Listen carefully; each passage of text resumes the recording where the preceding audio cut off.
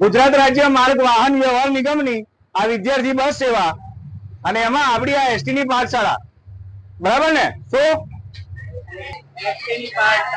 હા, એમાં આપણે વૈશ્વિક સમસ્યાઓ પર વાત કરીને એમાં આપણે શું યોગદાન આપી શકીએ, તો એ સમસ્યાઓનું નિરાકરણ આવે એની ચર્ચા કરીએ.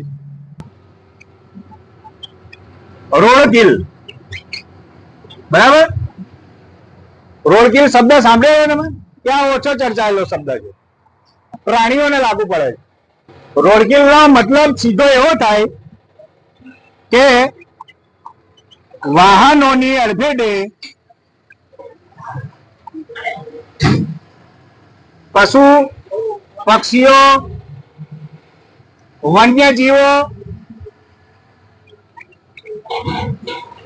વન્યજીવોનું અનિચ્છનીય મૃત્યુ. આનો સીધો મતલબ આવો થાય રોડકીલ નો, બરાબર?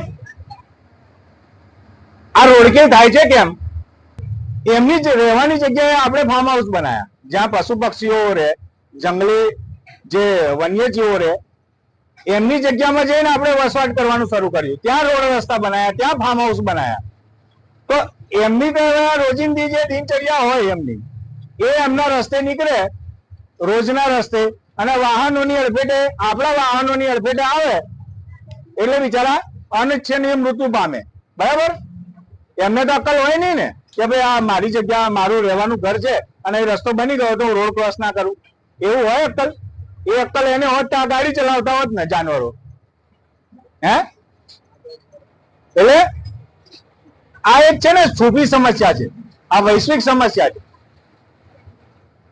જો રોડકીલ છે, વન્યજીવો મૃત્યુ પામે છે, પશુ પક્ષીઓ મૃત્યુ પામે છે, દુઃખ આપણને થવો જોઈએ. કેમ કે એક કીડી, બરાબર, એક કીડી મરી જાય, મકોડું મરી જાય, એક પશુ પક્ષી બી મરી જાય ને તો આપણને સંવેદના હોવી જોઈએ. કેમ? આપણે બચાવવાનો પૂરતો પ્રયત્ન એમને કરવો જોઈએ. કેમ કે એક માનવ ઉપર તમે બચાવો ને, એક જીવ પણ બચાવો ને, એ આખી માનવતા બચાવવા બરાબર છે ને? અત્યારે કઈક આ બસ ચાલે છે અને આગળ કશું આવી ગયું ઢોર ડાંકર અને એને બ્રેક મારીને તો એને ખાલી એ ગાયને નહીં બચાવ્યું કે કોઈ જાનવર આવ્યું એને નહીં બચાવ્યું, એને આખી માનવતા બચાવી બરાબર છે. બરાબર છે? એટલે જીવદયા કે છે ને, જીવદયા, જૈન લોકો કેટલું જીવદયા પર, એ રાત્રે મુસાફરી પણ નહીં કરતા. કેમ નહીં કરતા ગાડી લઈને?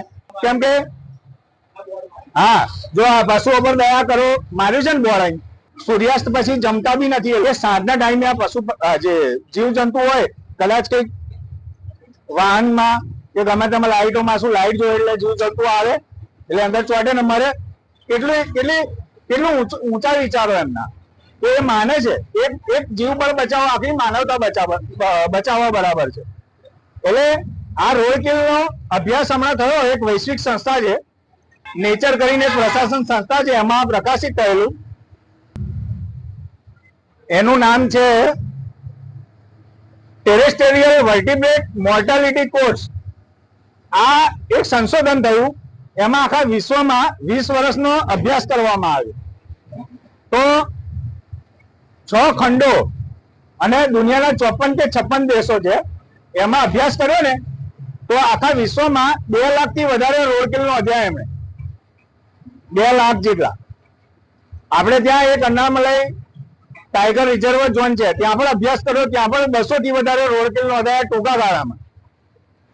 નેશનલ હાઈવે નંબર 16 છે, ઓડિશામાં આવ્યો, એની પર 90 દિવસનો અભ્યાસ કર્યો ને એમાં 100 રોડકીલ નોંધાયા. મતલબ વાહનોની અડફેટે પશુ પક્ષીઓ મૃત્યુ પામ્યા છે. એટલે એટલી વધારે સંખ્યામાં આજકાલ આ રોડકીલ થઈ રહ્યા છે અને પશુ પક્ષીઓ પર આ મોટી ઘાત સાબિત થઈ રહ્યા છે. બરાબર ને? આપણે મસ્તીથી જીવીએ છીએ, કેમ કે આપણને તો કઈ તકલીફ નહીં. આપણને તકલીફની વાત કરી ને, આપણને ક્યારે પડે? ક્લાઇમેટ ચેન્જ નો પાઠ કર્યો આપણે, એમાં કહ્યું હતું ને કે દુનિયાભરમાં 7 લાખ લોકો મૃત્યુ પામ્યા છે ક્લાઇમેટ ચેન્જ ના કારણે. આપણા ઇન્ડિયામાં, આપણા ભારતમાં 80,000 નું મૃત્યુ છે છેલ્લા 10-20 વર્ષમાં. એટલે આપણી પર આફત આવે ને એને આપણે આફત ગણીએ છીએ. અને આ રોડ કિલ જેવી પશુ પક્ષીઓ પર જે આફત આવે એને આપણે ગણકારતા નહીં. આપણે શું કરવું જોઈએ? આપણે રોડ કિલ રોકવા માટે આપણા તરફથી પ્રયત્ન પહેલો ગતિ મર્યાદાનો હોવો જોઈએ.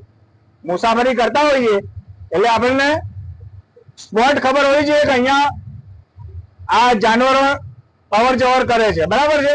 હાઈવે પર આપણે સિમ્બોલ બી મારેલા હોય છે કે ભાઈ અહીંયા આગળ જંગલ વિસ્તાર છે, ગાડી સાચવીને ચલાવો એવું. એટલે પહેલા આપણે ગતિ મર્યાદા તરફ વળવું જોઈએ. ફેન્સિંગ, ક્રોસિંગ, આ બધી વસ્તુઓમાં આપણે ધ્યાન આપવું જોઈએ, બરાબર, કે જેથી કરીને વન્યજીવોનું મૃત્યુ, અનિચ્છનીય મૃત્યુ જે થઈ રહ્યા છે એની અટકાવી શકીએ. આપણે શું કરીએ છીએ? પહેલા તો આપણે જે ગાયને કે ગમે તેને આપણે કશું ખાવાનું નાખવું હોય ને તો આપણે ડિવાઈડર પર નાખીએ છીએ. ડિવાઈડર પર ખાવાનું નાખો તમે ગાય માટે કે ગમે તે પશુ પક્ષી માટે, એટલે શું થાય? ડિવાઈડરની બે બાજુ તો રોડ હોય છે. પશુ પક્ષી ત્યાં ખાવા આવે એટલે વાહનની અડફેટે આવવાની સંભાવના રહે ને. એટલે આપણે પહેલા એ બંધ કરવાનું છે. એની સેફ જગ્યા પર એને ખાવાનું નાખવાનું છે. ખાવાનું નાખો, સારી વાત છે. પછી બીજું શું છે કે આપણે રોડની ધારમાં લોકો પેલી પક્ષીઓ માટે સેવ ને એવું બધું નાખે છે, ખબર છે ને? મમરા ને સેવ ને એવું બધું નાખે. એટલે દાખલા તરીકે ધારમાં તમે નાખ્યા ને, જે ચણ નાખ્યું કે સેવ નાખી, ગમે તે નાખી, એટલે રોડની ધારમાં પક્ષીઓ ભેગા થાય ખાવા માટે. થાય છે. પછી એકદમ આ બસ આવે એટલે ઉડ દઈને ઉડે, ઉડીને પાછા પક્ષીઓ પાછા બસ બાજુ આવે છે. મારો જાતનો અનુભવ છે. જોકે મેં તો સ્પોટ નક્કી કરી લીધા છે, જોઈ લીધા છે કે ભાઈ અહીંયા લોકો દાણા નાખે છે, ત્યાં મારી ગતિ મર્યાદામાં વાહન હું ચલાવું છું. પણ જે નથી જાણતું એ, બરાબર, એટલે આ બહુ મોટી મિસ્ટેક આપણે કરી રહ્યા છે. આપણે વધારેમાં વધારે જાગૃત થઈ અને જીવદયામાં અને રોડ કિલ થતા અટકે એની તરફ ધ્યાન આપવાનું છે. આપણે આજની પાઠશાળા પૂરી કરીએ છીએ.